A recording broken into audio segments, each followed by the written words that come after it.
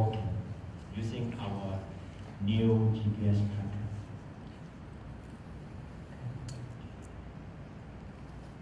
The first tower was next to a cliff that runs down to Tao Line River. 80 meters drop. There is no way anybody can take it. So we started walking there. When I first saw the wall, it was just a pile of earth.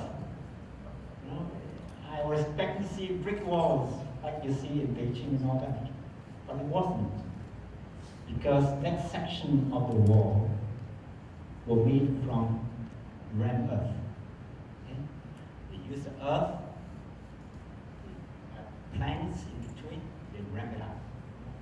Put the earth in, ram it, a layer of hemp, straws and all that, ram it and put it up to a height of 25, 30 feet. Yeah? Many of these walls over the years is now crumbled. Yeah? And there's some sections where you can hardly notice that it's actually a wall, if not for the sign that they put up. So we started walking. It was wet, the place was muddy, and we walked all the way to Chai Fort. Very majestic fort. It's sometimes referred to as the first accident,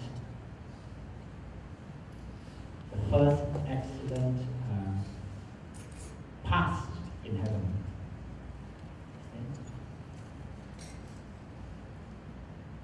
Beautiful. Okay, it was built. There is a story behind that as well, of course, how it was built.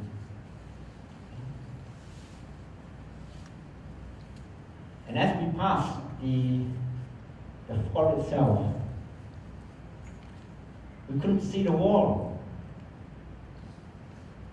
I kept looking at my GPS tracker, it keeps pointing there, but there was no wall. So I initially thought that the GPS track must be wrong. There is no wall at all. So we decided then to, after walking for about an hour or so, we went into a small village and all that. We just couldn't find a wall, the next track of the wall, which I subsequently found out that it's now become a drainage or irrigation path for the farms around there. Okay, that's why they cleared it. So we decided to, because it's the Chai Fort is a tourist area, there are a lot of taxis and all that. We took a taxi and went to Swanby. Swanby is where they have this suspended wall, or suspending wall, hanging wall. It's a wall that is built between two mountains. Okay, from the top of one mountain, straddled across to the other mountain. And if you look from far, it looks as if it's a hanging wall, it's a suspending wall. I went there, I walk up. The height is about maybe 100 meters or so, 300 feet. Walk up one side, then walk up the other. So it was a revelation for me. Actually, before we reached, let me just backtrack. Before we reached Chayokon itself, we were blocked by a raised railway line. Okay? Because they cleared the wall and raised it and built a railway line across. And we just couldn't get through, it was fenced up. We were trying to find ways around it, myself and Kim. And we just couldn't find it. So eventually we went up to the top. I saw the wall continuing on the other side of the track. climb over the fence, okay? Because on the other side of the fence there's actually an opening for the water to go down, and then we could walk down the mountain. I had no problem climbing across the fence. The fence is about 5 foot high. But my Hong Kong friend, who is 120 kilograms, had great difficulty climbing across. I had to unscrew a couple of the fence, break it up, and let him through. It was an experience. And because of that, the second day onwards, he didn't want to walk anymore. But he stayed with me for the next 14 days. While I was walking, he would go with the guide with Chen Huai to visit places of interest. So that was how it went. Okay, so we reached Swanby, finished the day, went back to the hotel, and in the evening, Chen Hui came up from Shantan, 300 kilometers away. Okay. We went with him, he came up, he reached at about 4 o'clock or so. So we went with him and looked for the next start of the Great Wall. And it was so difficult to find because there is no more wall. I've just got my tracker to guide me. And eventually we found that this was the place. This was right in the middle of the field for me to start walking. And it was muddy. The place was drizzling, it was muddy. And every time I walked, my foot or my step sank 2 to 3 inches. It was so difficult, so difficult. But then I look at it and say, wow, I just left my steps on the Great Wall of China. Imagine how many great emperors, how many great generals have stepped on it as well. And further on, when I saw tracks of sheep, cows, and all that, it's just another path. Nothing great about that. Okay, I also, in my walk, share some of this experience with some friends when I had an opportunity by sending out emails, okay, to some. And the first email that because after speaking to so many of them, they thought I was crazy, they thought that I was not going to do it. I sent one out and says, after 7 days, I'm still alive and kicking. And quite a few of them were surprised. You actually did it. You actually went to do it. You crazy guy. So after 6 days, I've covered about 180 kilometers. I was so happy that I could do it. And then subsequently, I went along, ended up in Chen Hui's place in Shantan. Stayed in this place for about 3 days while I walked the Shantan Hesipao area. The Shantan Hesipao area is a very strategic area. Okay. This is an area where they call the Odos, a gathering place for Mongolians during autumn, where they will gather, they will put up their tents, the huge palatial tents, which they call Odon. That's why Odos, we call it Odos, and the whole place is Odos. So gathering of this where they celebrate the summer that is just past, they play games, they interact. So when the Ming dynasty came into being, this was an area that they had to close off.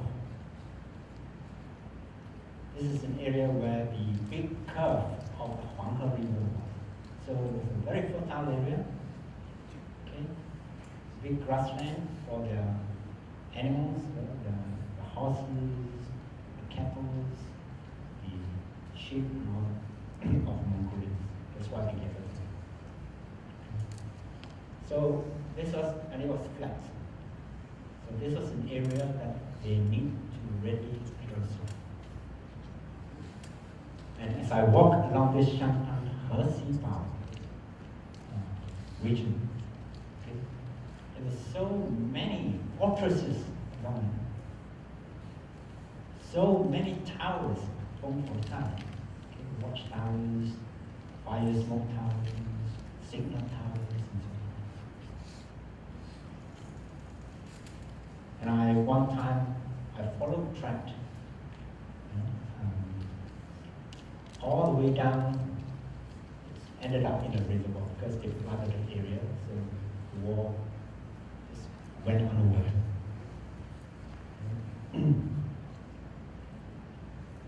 So it was tough. The last day while I was covering the Hexibao track itself, I walked until maybe about 7:30, 8 o'clock at night. Okay, covering a distance of about 41 kilometers, which is about one of the longest sections or the longest day walk that I made.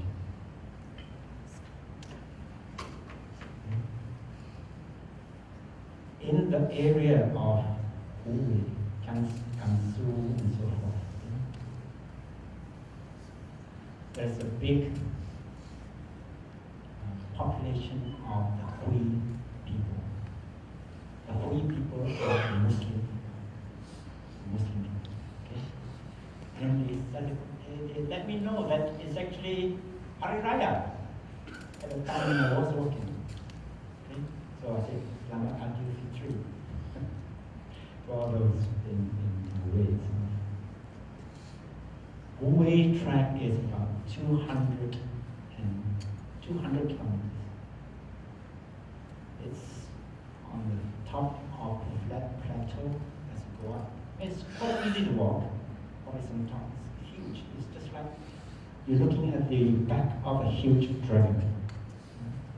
Walk there. There was one occasion where Chen Hui came in with his Cherokee jeep to see how I was doing on the wall itself. And he says, you continue to walk, I will catch up with you when you reach the next village itself. So I went on and reached a place called Xingming. It's a village there. When I saw a lady outside. I asked the lady, what is this place? She kept saying, 我不懂. I don't understand. For a moment I thought my Mandarin was very bad, that I can't even make her understand what I was saying. Which subsequently I found out that a lot of these women in the villages don't go to school. So when they don't go to school, they don't learn Mandarin. They only speak their local dialects. And can you imagine what kind of dialects they do? It's not Hokkien or it's not Cantonese. Okay? There are 56 different ethnic minorities or people in China. So there are thousands of dialects being spoken in China. So she couldn't understand me. I walked up to the next house, met an old man, and asked him, well, he could speak Mandarin, obviously. My Mandarin wasn't all that great, but made him understood what I was trying to say. Because I just had a call from Chen Hui that his jeep was stuck in a ditch on the Wu range, and he couldn't move. And it was getting dark, and he dare not move because he might go into a deeper ditch. And he says you have to find your own accommodation for the night. Right? So I went up to this old man and asked him whether there is any accommodation. Or he said there's a new town not so far away where there may be accommodations that you offer. Because the village that they're staying now, they're actually being relocated. So there's only a few houses being occupied. The rest of the people have already moved to the new village or new town. And fortunately for me, he had a visiting son on a motorbike, came to visit him. And he offered to take me to the new town on his motorbike. Okay. So I went with him, and I said I was looking for accommodation. And halfway through, he says, "Why don't you just stay in my house?" I said, "Oh, that's great. If you can do that, that's great." I offered. I stayed in his house. His wife cooked noodles for me to eat. And they found a place in the foyer, the lounge for me to sleep for the night. So after dinner, I tried to go to the back of the house and look for a washroom. Because their house, this is a new village, it's a brick house. So I thought they would have washroom. So the wife was asking me, what are you looking for? I want to wash my hands, I want to ease myself.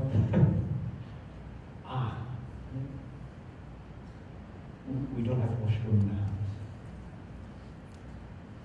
Just go outside the house. Just go outside the house and ease yourself. So they don't have the luxury of washrooms now. But I was grateful to have a place to stay for a night. And the following day, and we were lucky to meet this particular guy as well. Because then I asked him to call Chen Hui and see whether he could help him. He then went in with a friend with a shovel and gave the shovel to Chen Hui for him to dig himself up. But he had to stay the night there because it was already very dark. He did not move his car in case it, go into a deeper ditch. So the following day I just continued with the walk while he then subsequently contacted me. So after about 23 days of walking, before that, I went to walk a section in Chongning, okay, in Ningxia, within the Ningxia province. Because we actually skipped a large portion of the Wu-Wei track with Kim, the Hong Kong guy, because he wanted to see that section. I said, I don't mind. I can walk that section and then backtrack and walk the Wu-Wei track. And that's what we did. But by the time we reached Chongning, it was late morning, and I only started to walk at about 10 o'clock in the morning. Started walking, while he went sightseeing and so forth. At about 6:30 in the evening, because in all this while when I was walking in the west, the sunset was about 7 o'clock, where the lights stay on about 7 o'clock, 7:15. So Chongqing is very much further east. The sunset was much earlier. Actually, when you look at the time difference between the west and the east, the sunset time could differ by as much as 90 minutes, 1.5 hours. Sunset between the west side and the eastern side of China. It's so huge. So while I was walking and all that on this Chongqing track, I came across many graves, people Chinese believe they bury the dead up in the mountains, good feng shui and all that. So a lot of it very near to the Great Wall. Because the Great Wall, we must remember, were built on the highest point of the mountain. So many graves. So I was walking around. Surprisingly, in one of the cemeteries, I found a grave with a huge red cross. It was a Christian grave among all the other graves. I was surprised. Yeah? Anyway, while I was walking and all that, at about 6:30, it was getting dark. I had maybe another 2 kilometers to go to reach the end point that we were supposed to meet. I gave Chen Hui where my current GPS location was. He says he cannot find a route to come in. These are all new areas, all new areas. There is nothing on the map and so forth. And he says, you better come down from the mountain, okay, because before it gets totally dark, and find your way to the highway where he's waiting for me. He says he's waiting for me now. So I started coming down from the mountain. At about 7 o'clock, the sun went. It was total darkness. I saw a cluster of trees, which beyond it is actually another village. I ran towards the trees, but they were all blocked. They had twigs, everything just to block it from, to make sure that the animals don't go to the mountains, neither for the wild animals to come out. So it was dark, total darkness. I had to put on my headlights and try to find my way out. I was walking up and down along the trees and all that. I just couldn't find an entry point to get across the bushes and the trees. Then I heard laughter. Laughter of children playing.